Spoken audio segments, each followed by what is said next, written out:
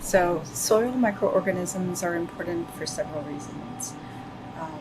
In terms of their ability to form associations with different plants in order to access nutrients like phosphate, for example.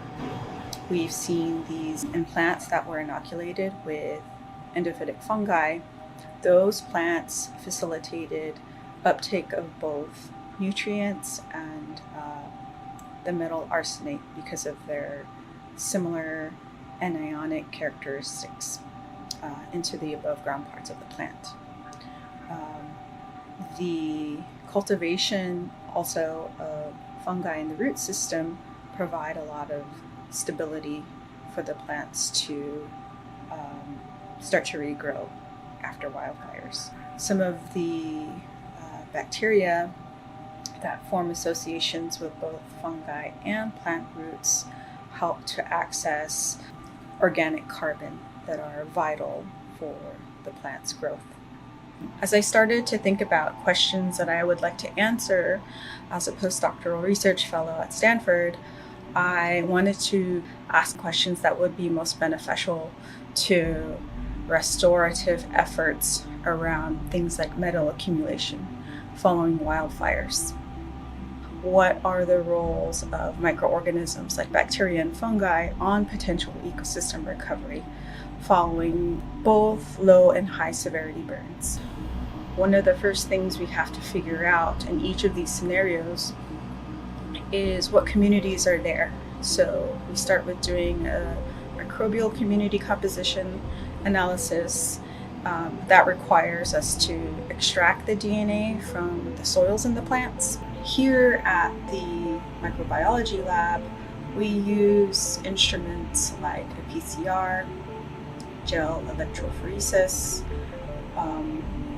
the endpoint being Illumina sequencing, in which you take the DNA and use it to identify what species of both bacteria and fungi that we have.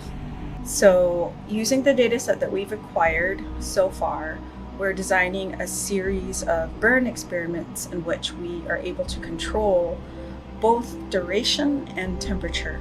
It's important to note that the stewardship of the land led by Indigenous people here has always been a practice, and that I lean into some of those practices to ask and answer questions related to metals mobility, exposures, and potential ecosystem recovery, using things already in place in the environment, like bacteria and fungi and plants. And it's easy to overlook below the surface because that's something we don't see immediately, and that's something that we don't have intuition about unless we start to ask questions and inform those questions by seeking the best tools in the world of microbiology.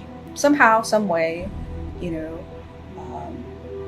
our old people knew that these associations were going on and had a lot of knowledge, like biophilic knowledge, observed empirical knowledge about the ecosystem, and used their knowledge to ensure that these lands were stewarded